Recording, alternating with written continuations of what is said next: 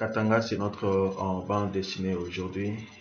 Ça, c'est le volume 1, intitulé Les Diamants.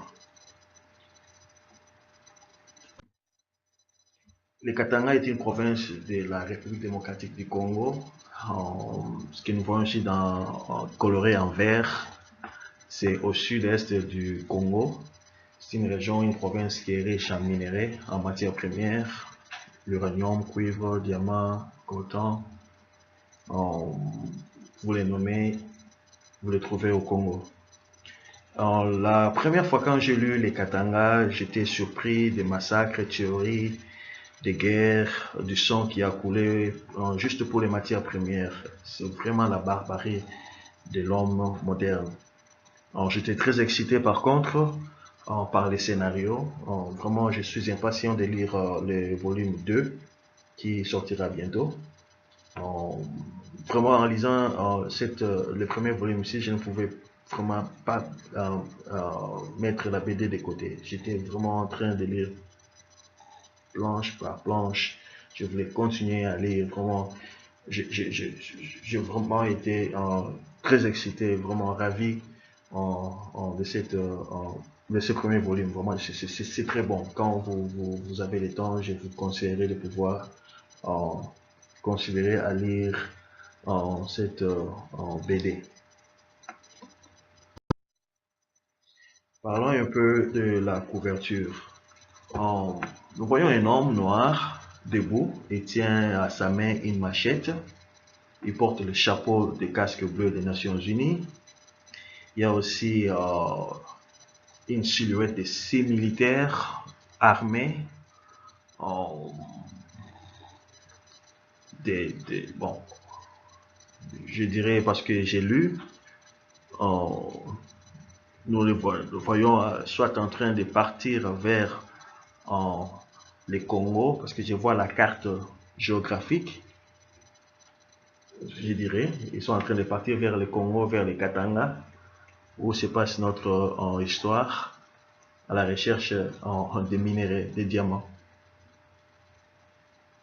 Et le titre c'est Katanga, il est écrit en couleur rouge pour indiquer l'écoulement des sang. Le fond, c'est la couleur foncée.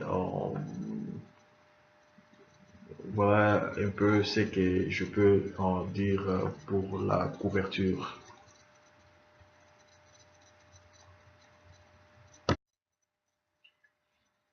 Fabien Nury est le scénariste de cette BD. Il est né en France en 76 et nous le voyons ici à gauche en barbe, le barbu. Et l'autre c'est Sylvain Vallée, le dessinateur. Lui aussi il est français. Il est né en 1975. Le coloriste c'est Jean Bastide. Et cette BD a été publiée par la maison d'édition d'Argo. Elle a été publiée, la BD je vais dire, le 3 mars 2017. Voilà ce qu'on peut dire là-dessus. Ce que j'ai apprécié ici, je vais parler des couleurs. Les deux planches ici, c'est la même, le même dessin, c'est la même planche. À gauche, c'est sans couleur, à droite, avec couleur. Et j'ai beaucoup préféré lire la BD en couleur que sans couleur. Et les couleurs qui sont dans cette BD ne sont pas de couleurs fortes. Il y a du rouge, un peu foncé comme le sol du Congo, la terre du Congo. Aussi de la couleur verte comme de l'herbe ou bien les arbres de la forêt au Katanga. En général, les couleurs, comme je l'ai dit, elles ne sont pas très fortes. Je les ai trouvées un peu légères. C'est léger, c'est pas vraiment frappant pour faire mal aux yeux. Et ça fait vraiment une grande différence. Voilà. Pour les dessins, j'ai trouvé que les images sont un tout petit peu proches des images réelles. C'est ce que j'ai constaté. Et autre chose que j'ai constaté, c'est que les cases sont horizontales, en, en forme horizontale, du début à la fin. Beaucoup de cases, en tout cas, vous allez constater aussi, si vous avez l'occasion de lire cette BD, les dessinateurs a vraiment mis les cases en forme en horizontale. Et parfois, il n'y a pas de toute une planche, il n'y a pas de texte, il n'y a pas de récitatif, il n'y a pas de bulle.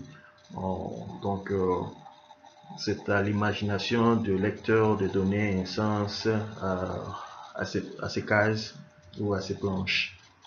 Donc, de comprendre le sens de l'histoire qui est racontée par toutes ces différentes planches. Et bon, parfois, il met les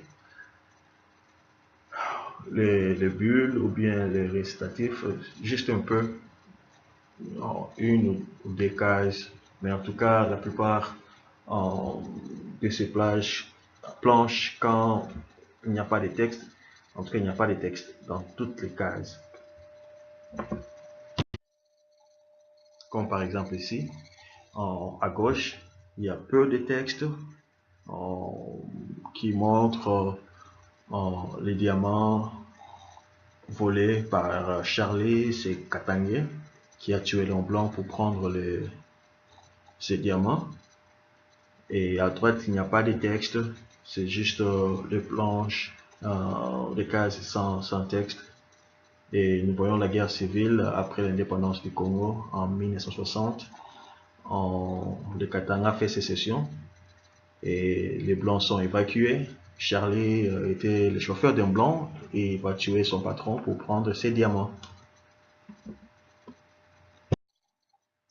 Godefroid Mounongo, dans la première vignette, c'est lui le ministre de l'Intérieur du Katanga indépendant, donc après la sécession.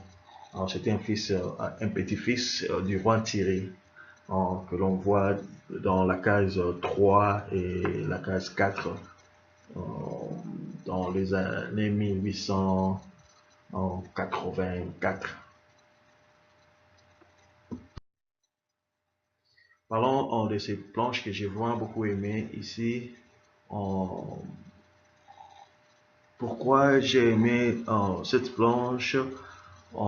La case 4, on voit les fonds de derrière en rouge et on voit des gens, des dessins des gens qui sont en train d'être décapités, tués. Et en lisant toute la BD, je n'ai pas vu ces vignettes, ces cases où ces gens ici sont décapités.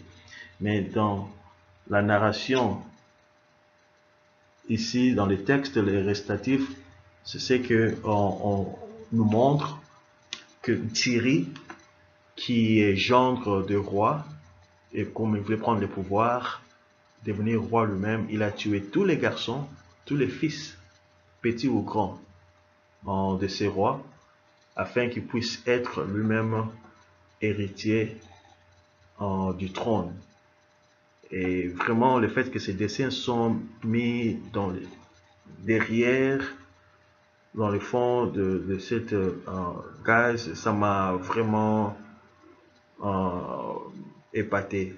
Donc vraiment, j'ai trouvé ça intéressant, c'est pourquoi j'ai aimé cette planche.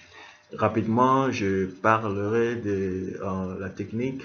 En la première case en haut, nous voyons ces contre-plongées. La personne qui regarde, il est à genoux en train de tirer sur ses ennemis. La deuxième, c'est une vue de plongée. La personne qui regarde, il est sur la colline en regardant vers la vallée où se passe la bagarre. Et la troisième, c'est le plan en rapproché. On voit le roi du Katanga avec Thierry qui est arrivé au Katanga et le roi lui donne sa fille. Donc on voit ces personnages principaux On se croit là dans cette case. Et les plans d'ensemble, nous avons déjà parlé de cette case. Thierry et ses femmes, il avait beaucoup de femmes, qui, on voit ça comment les dessinateurs les a placés au milieu dans ces décors. Et après avoir tué tous ses beaux-frères, la dernière case, c'est un très gros plan où on voit la couronne qu'on place sur sa tête. Et à droite, on s'est vu de près, nous voyons le commandant belge qui est arrivé au Katanga. Et de plan général, dans la seconde vignette, le commandant avec ses troupes et les rois assis sur son trône avec ses sujets. Ils sont en train de se parler. Et la troisième vignette, on voit les rois. Donc pour moi, c'est le gros plan. Le visage du roi, il est en train de penser profondément sur certains quand il est en train d'écouter le commandant lui adresser la parole. Et apparemment, le roi a déjà vieilli. Il voit que son règne est menacé. Donc vraiment, il est dans les ennuis. Et la case suivante nous montre qu'il a fui la nuit avec quelques soldats à lui, mais le commandant belge l'a poursuivi et l'a tué. Et nous voyons cela dans ces plans rapprochés où ces deux personnes se sont confrontées. Et la dernière vignette, c'est aussi un très gros plan où on voit la couronne du roi Thierry s'envoler et le sang aussi couler. Donc vous remarquez donc à gauche, c'est il est arrivé au pouvoir par l'écoulement des sangs. Et à droite, la planche nous montre aussi que son royaume, ou bien son royaume s'envole aussi par les sangs. Vraiment, j'ai beaucoup aimé cette planche. La suivante, ici, les mercenaires. Vous remarquez pourquoi j'ai aimé cette planche. Il est en noir et blanc. Il est en train, ils sont dans un vol d'avion parce que là, on voit l'avion a atterri. Il était en train de converser avec ses collègues militaires. Et les images des anciennes guerres lui sont revenues. Et il voit là où il a tué ou tiré sur un enfant ou sur une fille dans la prochaine case et où il est au lit en train de converser avec sa femme qui essaie de l'aider à oublier, bien encourager à oublier certaines images des guerres. Et en regardant très bien, j'ai aimé cette planche. J'ai eu l'impression que c'était une planche horizontale pour les trois premières cases en haut, ainsi que pour les cases au milieu. J'ai remarqué Valet a coupé, donc le destinataire a coupé ça en trois vignettes, donc il fait un total de 9, alors que ça allait être juste 3 en vignettes horizontales, en forme horizontale. Et au-dessus, c'est en contre-champ entre le lieutenant Félix Cantor et l'enfant en militaire. Il a l'arme. Et au milieu, c'est les gros plans et contre-champ. Quand le militaire soulève ses bras et on voit la fille algérienne qui s'avance avec une bombe sous ses habits. Et aussi en vue un très gros plan, quand Félix est en train de converser avec sa femme dans le lit, ainsi que la dernière en bas où on voit son visage, ses yeux. Il est plongé dans ces images qui sont en train de circuler dans sa tête. Et puis à droite, on remarque que ils sont atterris. Donc ça, c'est dans les réels maintenant. C'est en couleur. Et à gauche, c'est juste en noir et blanc. Vraiment, rapidement, quant au Valère, je dirais que je trouve qu'il ne faut pas donner plus de la valeur au bien matériel, ou bien au pouvoir, et ne pas considérer la vie humaine comme précieuse. Je pense que les grandes puissances ont jeté, ou bien souvent ils jettent dans l'océan les valeurs de la civilisation occidentale, entre autres les droits de l'homme, l'importance de la vie à cause des matières premières, et ils sèment de la guerre, les troubles en Afrique ainsi qu'en Asie à cause des matières précieuses. Donc vraiment l'honnêteté est une valeur à pratiquer quelles que soient les circonstances. Euh, Ce que j'ai apprécié, bon, j'ai apprécié les couleurs, je l'ai dit avant, dans cette BD. Elles ne sont pas du genre à faire mal aux yeux, elles ne sont pas des couleurs très fortes, c'est juste un peu léger. Aussi, j'ai apprécié le fait que les documents dans la BD, ici, il y a certains textes qui sont tapés au dactylo. Donc, avant l'arrivée des ordinateurs, donc dans les années 60, donc ils ont utilisé les dactylos. Et quand on a fait les recrutements des mercenaires, c'était comme ça que les textes là sont, les documents sont répétés en cases ou bien en vignettes tapés au dactylo. Enfin, j'ai aussi apprécié le fait que le scénariste a pris du temps pour tracer l'histoire du Katanga. Alors, vous allez remarquer que le chapitre premier, on est intervenu que jusqu'à la page 16. Donc, donc comment le Katanga est né, c'est vraiment bien tracé pour nous aider à comprendre les raisons cachées de la guerre civile dans cette BD. Voilà, merci beaucoup et faites vos commentaires. Merci.